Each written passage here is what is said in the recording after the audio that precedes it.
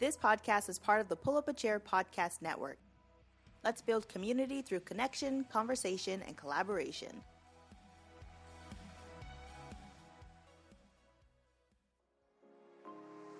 What does it mean to be happy?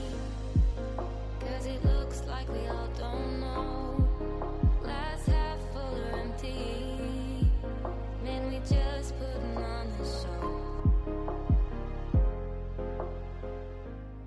Welcome to How's That Working For You Season 2. It's your girls Kat and V, but this time we're taking deeper dives into mental health and breaking stigmas. So get ready because things are about to get real and personal. How's That Working For You is a passion project created with the intention of creating space and awareness around mental health topics that are often hard to talk about. We are not professionals in the field of mental health, but we speak from our own personal experience and thoroughly conduct our own research to help educate others on why it's important to join this conversation. Hey V, what's going on? Hey Kat, I just wanted to take a quick little moment to chat about stereotypes and mental health, which is a big topic, I know. In today's episode, we will be lightly touching on suicide, rape, and other triggers, so this might not be the episode for you if you are a little faint of the heart. Nothing wrong with that. We have other amazing episodes coming down the pipeline, but with that, listen at your own peril. It is a big topic. It's a good thing that this podcast is longer than our other one. So the National Library of Medicine did a study on mental illness, and the study was done in two parts. And the first study really demonstrated that people with mental illness would view themselves differently depending on what mental illness that they had. And this was a double-blind study with a couple thousand people, I believe. And then the second study was about how people without mental illness viewed people with mental illness. And it found that both those with or without would judge, even if you had a mental illness, you would judge other people with other mental illnesses. This study found that there was 3 broad categories of stereotypes that we would give people with mental illness, and it depended on what mental illness they had. So if you had something like schizophrenia or borderline personality disorder, people would assume that you're violent and aggressive and cruel. But if you had something like anxiety or depression, you would get the label of lazy and incompetent. But if you had something like OCD or something more along those lines, you would be perceived as chaotic but reliable, which I found absolutely fascinating because I don't know, I guess my assumption when it comes to stereotyping is what we see in the movie, and to know that what we see in the movies isn't 100% accurate as how the everyday person perceives somebody else with mental illness, I thought was just absolutely incredible. I mean, there are some of those stereotypes, because stereotypes only exist because there's some of it is true, but then people as a society take it way further than it should be. And especially because the media likes to interpret it in a way, they like to throw people with mental illness in to spice up the plot. Yeah. And create drama and stuff like that. And it's often done in a very disrespectful way to people with mental illness. But when you mentioned that people with OCD are perceived as chaotic and what was it? Chaotic yet reliable. I can see that. Bob, my ex. You're Bob. Bob, yeah. He was very OCD. I don't know if he ever got diagnosed for it because he did go. I know he was diagnosed with depression because he was prescribed medication for it, but I'm not sure if it was OCD, but he exhibited a lot of those symptoms. And it wasn't just there's different types of OCD too. There's OCD that's very the one that people like to refer to, and people that perpetuates the stereotype of OCD is the one where They like to be clean and organized. They like things a certain way. Otherwise, they go completely crazy. Like, that's one type of OCD. But then there's another type of OCD where you just have certain tics or things that you need to do. Otherwise, it causes you immense anxiety. That's also another form of OCD. He had both. Which is a struggle I can only imagine. Yeah, I mean, you know, I recently reposted this quote that I saw, and it was like, your abuser's trauma doesn't justify their abuse towards you. I think that's what it said. I'm not very good at quoting directly, but that's the gist of it. What I'm trying to say after mentioning that quote is that even though he did have a lot of issues and problems, it didn't excuse him for treating me the way that he did. So, just wanted to put that one out there. Make that clear. Yeah, because like, just, you need people with mental health issues have to take responsibility for how they interact with people around them. It's just, we have to reiterate that a lot, because while we want people to accept mental illness and we want to normalize the idea of having mental illness, this does not excuse people with mental illness to use that as leverage and an excuse to be assholes. Like, it just doesn't. On top of that, actually, I talked about this in one of the past episodes. The family member. Actually, I didn't. Did I? I didn't. Okay, maybe this is a good time to talk about it. A family member that I lived with during my formative years, when I was like in high school, also had OCD, which probably perpetuated, like, not perpetuated, but was probably the start of the cycle that somehow ended me up in the relationship with Bob. Either way, this person had OCD because of a very traumatic thing that happened to her. And it caused her to also be very organized and anal. I guess that's another stereotype of people with OCD. Anal. Is she, like, there's always a trigger. Not always, but for the most part, there's a trigger that causes something like OCD. And it gets not inflamed, but it flares up when they experience stress. However, I wanted to take this back to the stereotype thing. I feel like this is turning into an OCD conversation.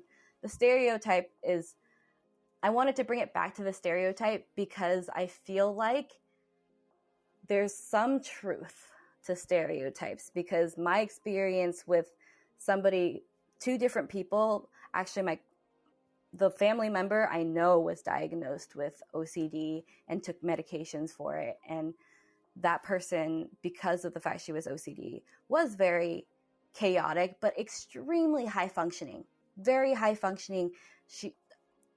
This person had 4 children and was able to raise them in a way that she thought was proper. They're good kids, and run that household while also having a full-time job as a person in the medical field, and was able to just... this person was very, very inspiring in different ways, but the fact that she had OCD may have contributed to some of this reliability, I should say, because they have so much anxiety around failure and things not going the way they want them to. That's why they're so reliable. Is same with Bob. And I also respected, I would say, Bob because he was so reliable, but with that reliability came the chaos. Anyway, But let's talk more about what you have to say about the stereotypes. I just wanted to point that out because it... Well, see, I find that rather offensive that you think that stereotypes are steeped in truth. Okay, because I am diagnosed with major depressive disorder, and under this, I would be categorized as lazy, weak, and incapable of carrying a job. My entire adult life that I've been working 2 jobs, I've been able to hold 2 jobs. No one who's ever met me would call me lazy, except maybe certain people that would just want to put me down regardless of what I do. And I find every one of these stereotypes offensive because not all mental illness comes out in a person the same, and most mental illnesses are on a spectrum. And the fact that people's snap judgment to stereotypes are always, well, there's a little bit of truth in there. And that's how we view people. It's the lens that we view other people in. It's our snap judgment. Even people with mental illness will lean on these stereotypes and use it as a quick, quote-unquote, characterization of the person. Yes, that's true. But I wanted to also reiterate the fact that it's not all of it. I just wanted to share my experience with these people that somehow also shared that type of, like, they exhibited things that this stereotype for OCD. I wasn't talking about the manic. And you're right. You're very right about the fact that symptoms of mental illness definitely vary from person to person. For example, I have ADHD and bipolar disorder, and a lot of those stereotypes are like people who are erratic and like people who are lazy and disorganized. I cannot deny that lazy and disorganized, erratic, and those things didn't ever show up in my symptoms, because they have. I'm not trying to say that we should perpetuate these stereotypes in any type of way. I'm just trying to say that we should differentiate stereotypes between actual symptoms that people struggle with. That's what I'm trying to say. And I think that the point of bringing up the idea that stereotyping is harmful is because just because these people have symptoms like this doesn't mean that they are in any way incapable of living a normal life or able to somehow find help to manage these symptoms. And long story short, there's nothing wrong with having a mental illness that has a stereotype connected with it. However, they don't exist because of the people that have a mental illness. They exist because of the perception of the people around them that don't understand what they're going through. That's why stereotypes exist. I think that the phrase that I used, which was "there's some truth in it," did rightfully so spark a feeling, and that I should have been more careful about using these words. But see, I feel like this segues really nicely into why it matters. Jumping into these stereotypes is dehumanizing. It's keeping people who know that they have mental illness from seeking out treatments because they don't want to be stereotyped like that. And it's outright dangerous because the system to help these people is broken. These people aren't broken. And stereotyping them so quickly keeps them from getting the help that they need and keeps the system that's supposed to be there to help them from actually helping them. Yeah. Stereotyping people is a huge problem because there's no reason for it. And a huge part of that is the culture around it, that movies and media push it. And then when people see it, it gets ingrained in them. And then when they're called out on it, they try to backpedal. From what you just said, that's why we're here. That's why we're talking about it. But I think that there's also something that people that struggle with these stereotypes can do, is that I think this is what I do, at least. I don't want to speak for everyone, is I own these stereotypes. And I try to highlight them in a way in the messages I create, so that it normalizes the idea that the stereotype isn't who the negative stereotype isn't who I am, but I still have these experiences that may, in other people who are ignorant and don't understand where I'm coming from, like will create a negative stereotype. So I'm trying to work past it by using it as a form of art or something. Like, but I think that I just mentioned that because it takes a team of, not a team, what's the phrase? It takes a whole village in order to make change. So that's what my personal way of battling stereotypes is, as somebody who struggles with the negative stereotype.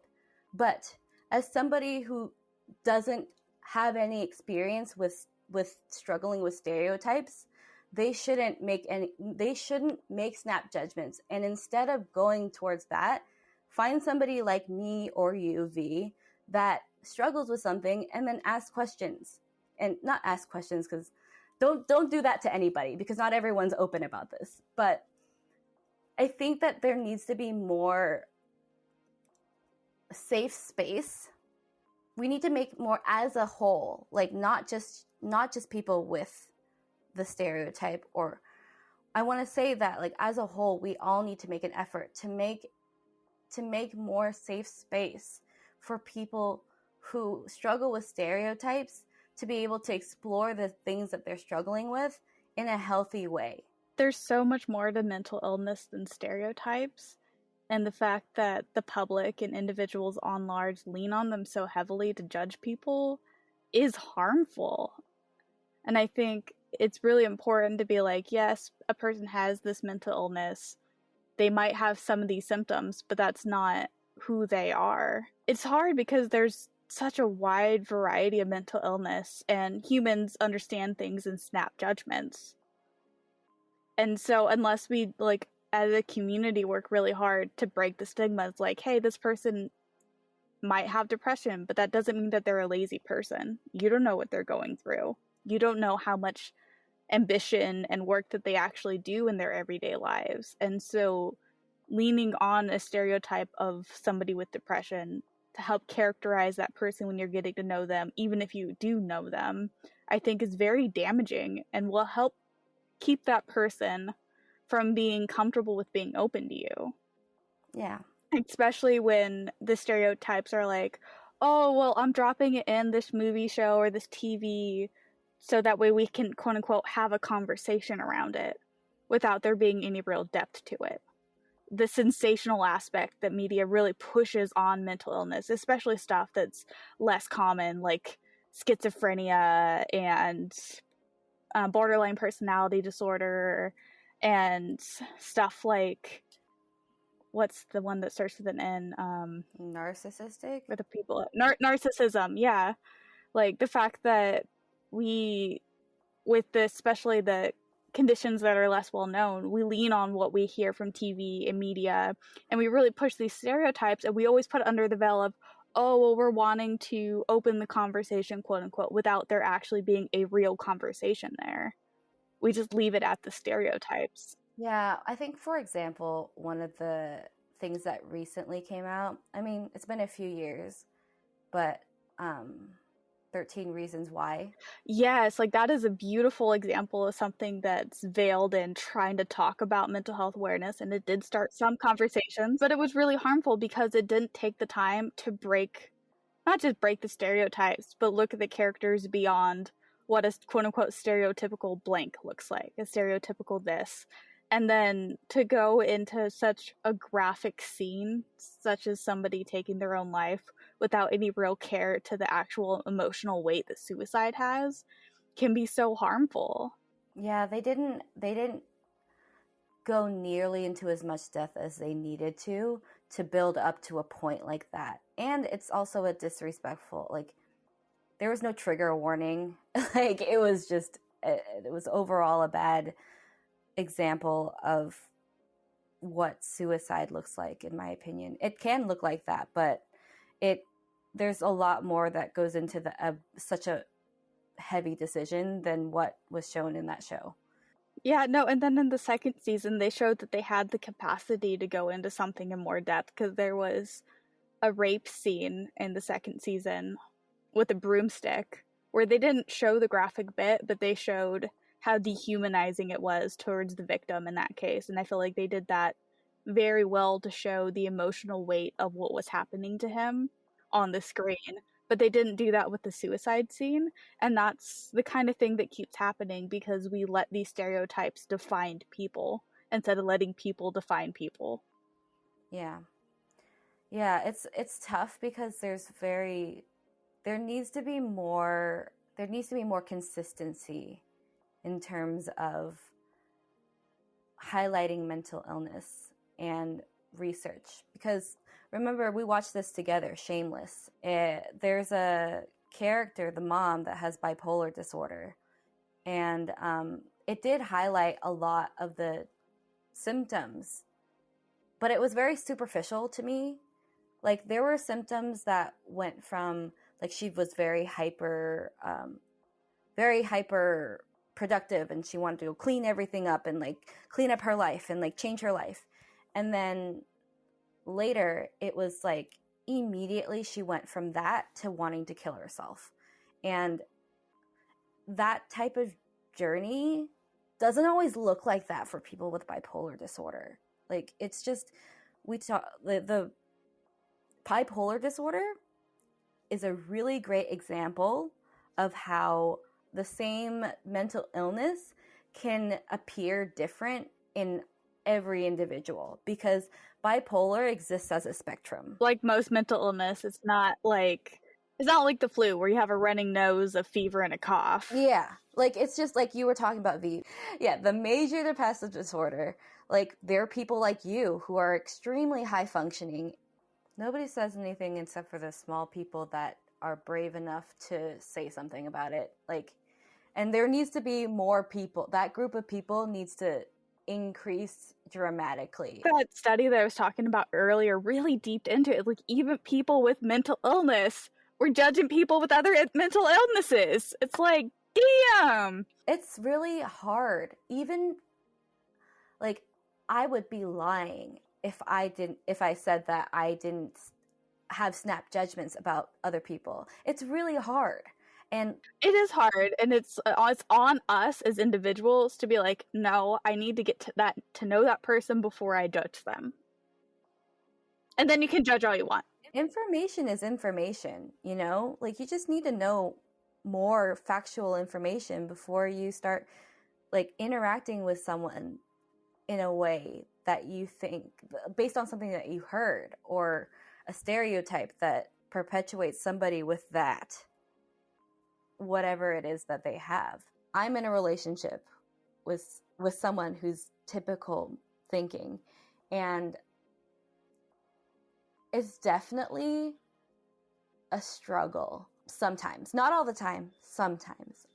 Because he's also very respectful when he goes back and he apologizes when he's made, like, a snap judgment or something that hurt my feelings. Like, he does go back and apologize and never does it again. But it's hard because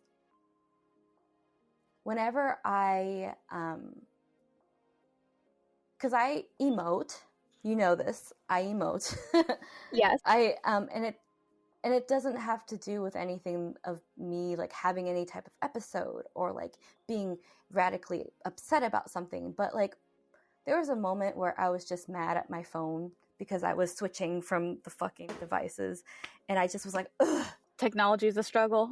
Yeah. And then my boyfriend looked at me. He's like, what's wrong? Can you, like, is there something, like, what is going? He immediately went into a space of, like, there's something, like, going on with me, and I need help, or I need to chill out, or something like that. And I was like, no, I'm just frustrated with my phone, like any normal human being would be if they were switching from an Android to an Apple phone. Thank you. Like, it's not that deep. Not everything has to be that deep. Yeah, not everything has to be that deep. And, you know, it's interesting. I think we also have an episode lined up of talking about being in relationships with between people that are atypical, typical, whatever, different, you know, dynamics. See, and I have an opposite problem with Michael because he is so good at taking care of his mental health conditions that he comes off as very neurotypical. I knew and I didn't. I wanted to make sure. I knew and I didn't, so I just wanted to ask to see like what the actual story is. And that's an example of how you should approach somebody about something like this, you know. It's hard. We have to also acknowledge that it's not an easy thing, but that doesn't mean that we can't do it. Like, yeah, it takes effort, and I'm sure people would be much more understanding if you're like, hey, I'm just trying to learn blank. Would you feel comfortable with blank? Yeah. And there are people like you and me that are more open to explaining shit like this. And that's why we should also say that you don't just go up to anybody and ask questions. No, like, if there's somebody on their Instagram who's going into detail in the description box talking about it, they're more likely than somebody who you heard from a friend's cousin that they have blank. Yeah, you don't want to go up to them and be like, so what's it like having bipolar disorder? No.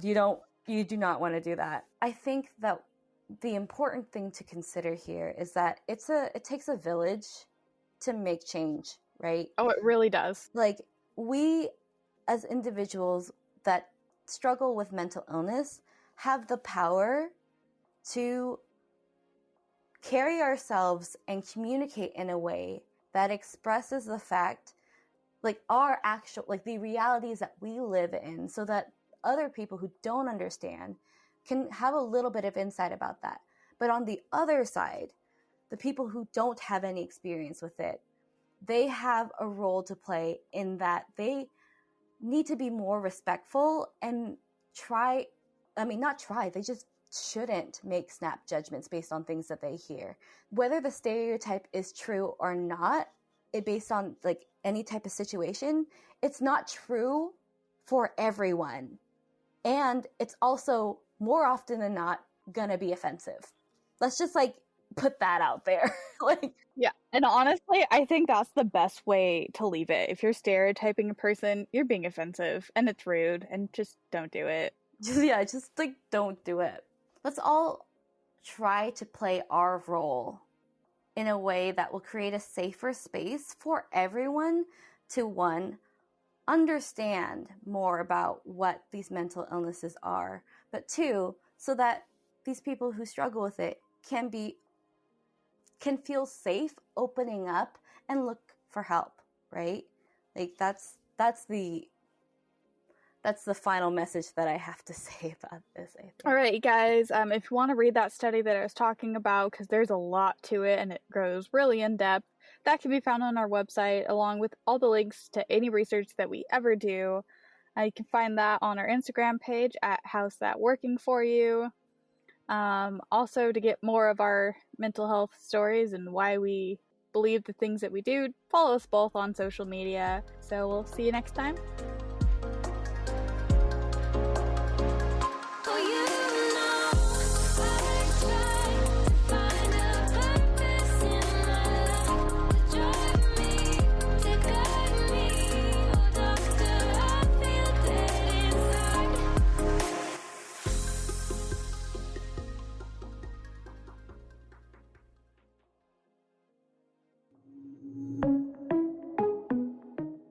Want to help support the Pull Up a Chair podcast network? Donations keep this show and others in our lineup going. All donations are tax deductible. Links with more information can be found in the description of this podcast.